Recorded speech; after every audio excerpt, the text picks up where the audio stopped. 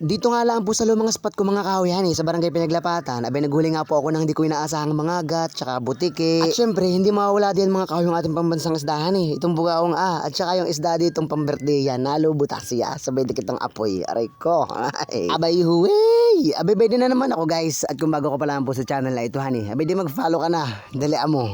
At bago nga po ang lahat mga kahoy ako nga po yung humingi ng despensa dahil nga po sa aking boses. At ako po baga mga kahoy nilagnat nung isang araw, ay kasi saglit tayong lagnat at kalahating araw lang, tapos nung pinawisan ako'y nawala, tapos naglangoy ako sa dagat, ay by the yung boses ko ay masama na. At dating ko nga po dito sa barangay Inaglapatan mga kahoy, na wala na tayong pi, kaya naging Inaglapatan na lamang. Along the way nga po mga kahoy abay may nakita nga po ako ditong dalawa na namimiwas nga po dito sa may reprap yung baga yung spot na nahulihan natin ng maraming mga mga kahoy. At dahil nga po may nauna na mga kahoy dun sa spot na yun abay nag-decide nga po ako na pumunta nga po dito sa kaduluduluhan ng barangay Pinaglapatan. Dito po baga sa may tambayan namin dati, at dating ko ngay may mga motor na dito, ay ibig sabihin may nauna na din.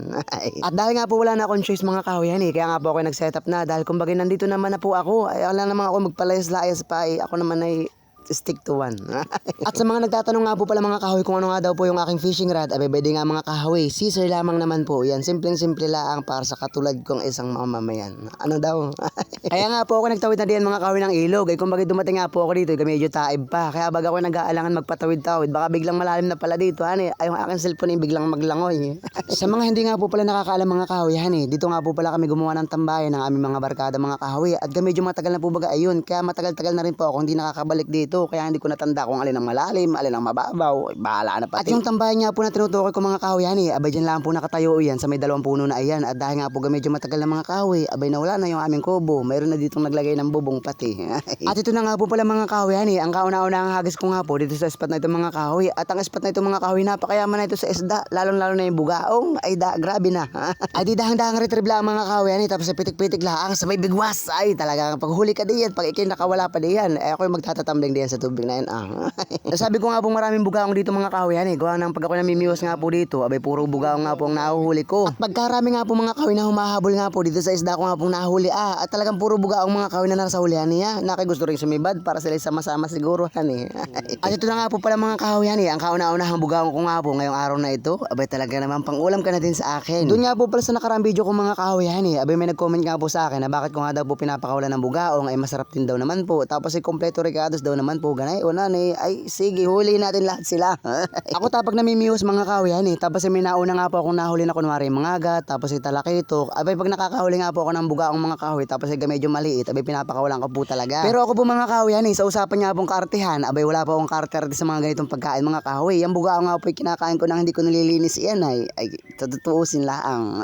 At yun na nga po ang pinakandahilan mga kahoy kaya nga po ako namimiwas dito sa spot na ito, dahil kumbaga ipapakita ko nga po sa inyo mga kahoy na kumakain po talaga ako ng bugaong, dahil total na may puro bugaong naman na nahuhuli dito. Ito nga po palang spot na ito mga kahoy abay ito nga po dinadaanan din ng mga bangka na disaguan, ng mga dimotor mga kahoy, kaya po talagang ikaw may matatabog din ng kauntihan Kasagsagan nga po pala mga kahoy ng taib, kaya nga po marami nakakadaan na bangka, kaya nga po ako nag-decide mga kahoy na lumipat na nga po ng pwesto, at ako nga po nakadampot pa dito ng butete mga kahoy na napakakita ay talaga naman sobrang liit. Lalong-lalo na nga po mga kahoy nung naglubo na nga po siya, abay talaga naman po napakakit ng kanyang mukha, akala mo lang ay napaka-inosente pero yung isang pirasong lang yan mga kahoy, pag iinot-ot ko ay ako baka ako hindi na makauwi. Huwag naman. Lipat ko nga po sa dagat mga kahoy sa tapat nga lang po ng barangay Pinaglapatan, abay nakahuli nga po ako dito ng butike mga kahoy, at yan po yung napakasarap na inihaw mga kahoy, ay lalo na yung malalaki, ay nako the best. At sa isang pwesto nga lang po mga kahoy abay nakahuli nga po ako ng isa pa na butike nga po ulit mga kahoy, ay kumbaga akin nga pong lulutuin yan para sa mga kahoy, at total hindi ko naman po sasayangin ay masarap na rin inihaw yan. Maya-maya nga lang po mga kahoy dahil nga po ako medyo nagugutom na, abay nag-decide nga po ako na pumunta na nga po dun sa medyo malawak na spot na talaga naman pong hantingan ng bugaong mga kahoy, ay ang bugaong talaga doon salubong. At dating ko nga po dun sa spot mga kahoy abay saglit na saglit nga lang po ay nakahuli kagad ako ng isa, at ito na nga po ang ating pangalawang bugaong ngayong araw na ito, abay talaga naman pang ihaw ka na naman. Ito nga po palang bugaong mga kahoy abay napakahirap nga po na yung tanggalin dito nga po sa biwas, dahil napakarami nga po na yung tinik sa ulo mga kahoy, ay talagang pag di ka marunong butas-butas yung daliri mo.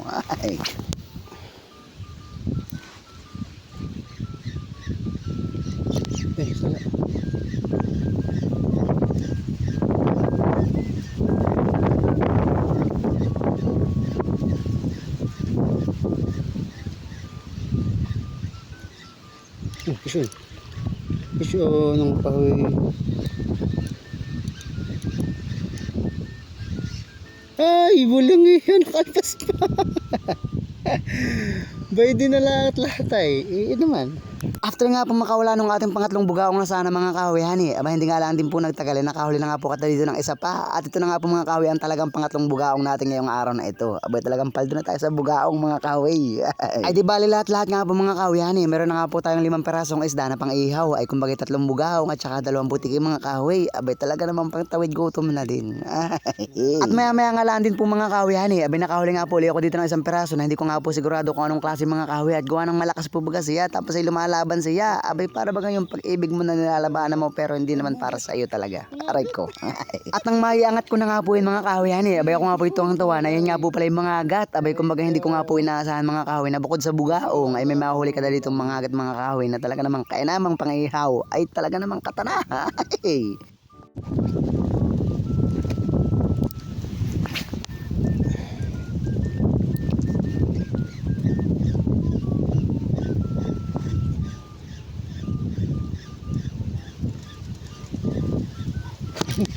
Isyo na ako eh. Isyo na naman. Ay, bugaong na naman. Maliit yata mga kahoy. Maliit masyado. Isyo na naman. Oop. Ay, tagpian. Tagpian. Tagpian mga kahoy. Uhi ah.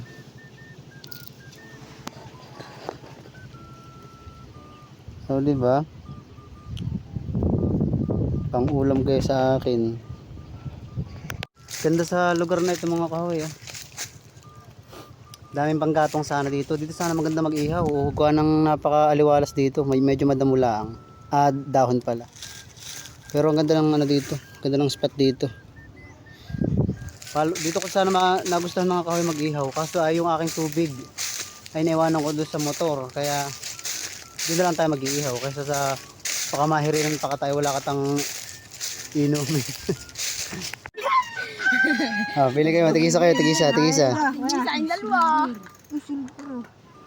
Jig tayo, jig. Metal jig. Maganda. Ito maganda, Brad. Panghito tayo ito. Mahito ba sa talay atin?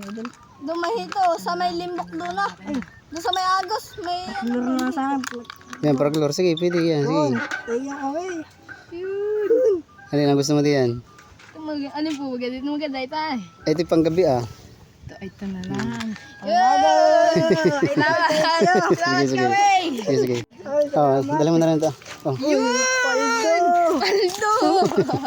Maya nga po mga kahoy, hani, abi nagbalik na nga po ako para nga po makapag-ihaw na kata. At bali nga po ang huli natin ngayong araw mga kahoy na pang-ihaw, hani, ay 3 bugaong, 2 butiki, 1 mga agat at saka 1 tagpian mga kahoy. Ay di bali 7 piraso. Ay talaga namang kainaman. Napasorte pa nga po ako mga kahoy dito nga po sa napwestuhan ko na pag-iihawan, hani. Gawa nga po na mayroon dito na takip ng electric pan mga kahoy. Ay kumbaga yun ang aking magsisilbi nga po na patungan ng isda. Ay para hindi masunog masyado. Ay galing. Ay dinangalap na nga lang po ko din ng panggatong ko mga kahoy, hani. At saka tinanggalan ko na nga rin po ng abo yung aking paglulutuan. Gawa po baga nung naki may nagluto pa dito mga kahoy at naki mainit-init pa yung mga bato niya. Kaya tinanggalan ko ng abo at saka ng mga panggatong na ginamit niya. Ako nga po pala ito puso nagpapasalamat mga kahoy, hani, sa lahat nga po na nanonood sa akin sa mga oras na ito. Abay dahil po sa inyo mga kahoy, nakaabot na po tayo ng 38,000 followers. Ay grabing mga kahoy na pasasalamat nga po sa inyo at saka kay Papa Jesus. Abay uy. Ay kumbaga humingi nga lang po ako sa inyo mga kahoy, hani, ng isa pa nga pong pabor. Ay kumbaga sana nga po ma-follow nga po ninyo o ma-subscribe mga kahoy yung nga pong aking munting YouTube channel. Abay kumbaga sana naman ay dalian mo na.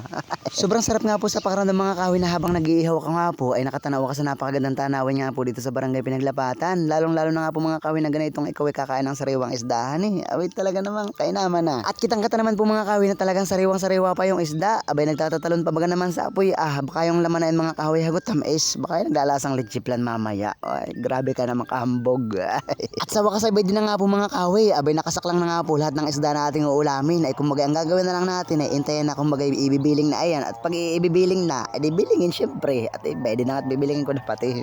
Hindi ko na nga po pala binalawan mga kahoy, yan nga po mga isda na aking iniihaw. Kumbaga pag yan nga po naiinitan na, ay yung mga buhangin nga po na nakalagay diyan ay maglalaglagan mga kahoy. Gawa na hindi na sila makakakapit at tuyo na sila ay syempre. Matapos nga pong maluto mga kahoy ng ating mga iniihawan abay nagready na nga po ako dito mga kahoy ng aking pagsasawsawan at saka nga po yung ating dinalang kanin at saka tubig mga kahoy. At kumbaga ganyan po ko kapanatag mga kahoy dito nga po sa spot na ito mga kahoy. Kaya po pag ako nagpunta dito ito, abay nagdadala po talaga ako ng kanin. Gawa ng sure po baga ako na may mahuli baga ako dito mga kahoy na bugaong. Kaya talagang ako yung magdadala dito ng mga pangkanin-kanin, ulam-ulam, tubig-tubig, ay uwi. At taos puso nga po ako nagpapasalamat mga kahoy kay Papa Jesus dito nga po sa ating pagkain na nasa harapan. Ay kumbaga ito na nga po ang ating unang first bite mga kahoy. Ay talagang namang napakalinamnam ng sariwang isda. Ay kain po tayo, abay uwi. Kain po tayo mga kahoy. Tanggal ang pagod sa ganitong sa ganitong gawa mga kahoy. Ilang oras ka naghahagis tapos pag nakahuli ka tapos iihaw mo bigla. Napakasariwa mga kahoy. Napaka manamis-namis yung kanyang laman. At syempre, abay shoutout nga po pala kala Carl Salaw, kay Remolona CK at kay Jao Lucas. Abay salamat po sa inyong pag-comment. Abay huwi. Shoutout na rin po kay Ma'am Maria Teresa Solo. Abay salamat po sa inyong pag-comment. Abay huwi. Ay nahulang yung boses ito. Pasensya na ho. At shoutout na rin po kay Juan Life mga kahoy. Abay kung natatandaan nga po ninyo sa John Patrick mga kahoy. Abay iyan nga po yung kanyang page. Ay sana po ma-follow po ninyo. Abay salamat ho. Abay huwi. At syempre, abay maraming salamat nga po kay Ma'am Donna Jimenez. Abay maraming salamat po sa pag-send ng star. Abay huwi. At fast forward nga po mga kahoy abay doon na nga po yung ating pinagkainan. Abay talaga naman pong side ng side sabay inom ng medyo malamig-lamig na tubig. Ay talaga namang solve na solve ang kain mga kahoy. Ay thank you Lord. At yun naman po mga isda natin mga kahoy abay di baga nagtimbon yung mga tinik niya dito. Ay kumbaga hanggang dito na lang pong muli. Salamat sa inyo walang sawang support at panonood. Abay huwi.